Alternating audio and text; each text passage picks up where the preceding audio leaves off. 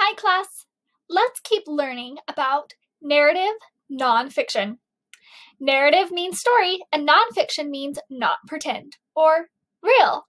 So we are going to read real stories about real things that happened. The people, the places, and the events in the story are real. Today we're also going to focus on main idea. The main idea is what the story is mostly about. There are main ideas in fiction stories, and there are main ideas in all sorts of nonfiction. Let's read today's story. It's called Earthrise, Apollo 8 and the Photo That Changed the World. Okay, so there are some hints in the title of what our main idea might be. So again, it's called Earthrise, Apollo 8 and the Photo That Changed the World. As I read, try to figure out what is the story mostly about. Not a little detail from it, but what's the whole thing about? This book is written by James Gladstone and illustrated by Christy Lunley. For all of us down here on Earth, with special thanks to everyone at OKB for getting this one off the ground so quickly. 1968. It was a year of unrest. Many nations were at war. People around the world marched for peace, fairness, freedom. They struggled to find the best way to live together. Amid this conflict rose one shining moment captured in a photograph, a picture that forever changed the way we saw ourselves and our world. The light was breaking through clear, open skies. It was a perfect morning for a launch. The Saturn V rocket towered above the launch pad. The Apollo 8 spacecraft perched on top. So, here's the Apollo 8 spacecraft. 3 astronauts, Frank Borman, Jim Lovell, and Bill Anders, walked toward the mighty metal ship that would whisk them far into outer space. Those are real people, and they really did get on a rocket ship. Farther than anyone had gone before, the Apollo 8 crew was going to the moon. This is the first time anybody had ever gone to the moon. So they're not going to go land on it, but they're going to go fly around it. Let's see what's next. Cars clogged the roads, spilling over with anxious onlookers. So there's people watching. They want to see the rocket go off. Millions of people listened in on radios. They gathered around TVs. Could human beings really see the moon? Really reach the moon? What would they see when they got there? There was sound like thunder, rumble, and roar. The crowd stood their ground while all the ground shook. The Saturn V engines had burst into life. We have liftoff! Gracefully, powerfully, the rocket climbed, higher, faster, out of sight, pushing Apollo 8 into Earth orbit, far above the crystal blue. Soon, the time came to break free from Earth orbit. No one had ever done this before. The engine fired again, setting Apollo 8 on course for the moon. 4, 3, 2, light on ignition! Ignition. Mission Control watched the spacecraft speed on their screens. The numbers got bigger as the rocket raced faster.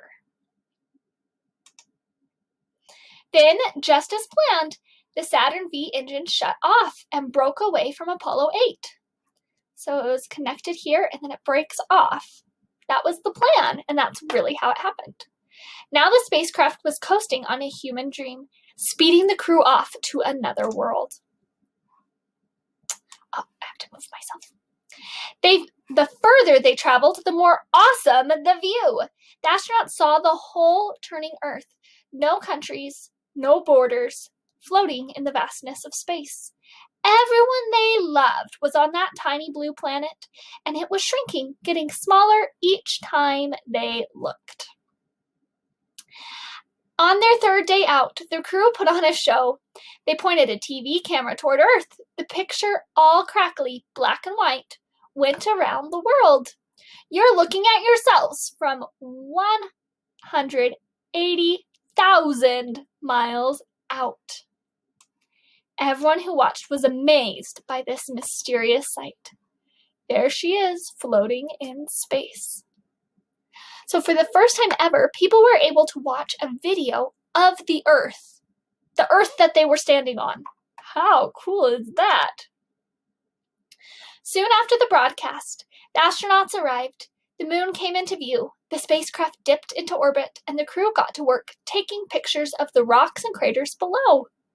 Later, back on Earth, scientists would study those images, searching for the best sites to land future missions. So they got to look at Earth, the moon, and they took pictures of the rocks and craters. That's like those holes or dents on the moon's surface. Look at that, fantastic. It's gray, huh? Once, twice, 3 times around the moon, the crew's eyes were locked on the pocked and scarred lunar surface. The 4th time around, they all looked up. Look at that picture over there. There's the Earth coming up. Wow, is that pretty? Oh man, that's great.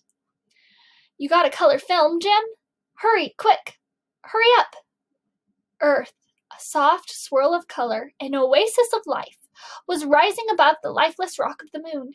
Anders captured what they saw in a photograph. This is what the photograph looked like. It was a picture of us all, to be remembered for all time. And then they show us the real photograph. This is the real photograph that he took. And you can see the moon, because he's coming around the moon.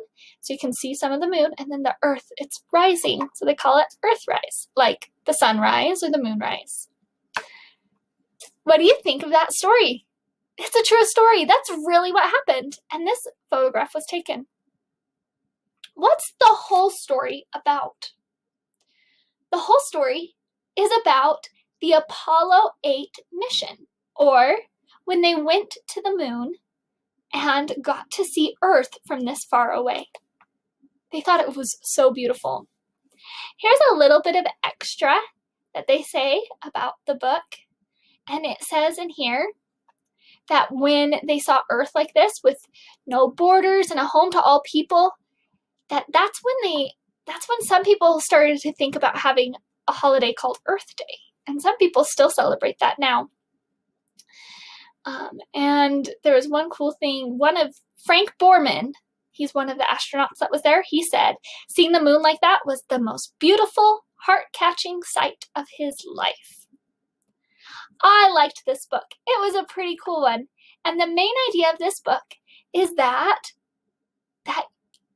the main idea of the book is of the Apollo 8 mission and going to the moon, seeing the Earth from that far away. So that's what the whole book is about. I hope you enjoyed this one, and I'm going to read you another one real soon. See you. Bye.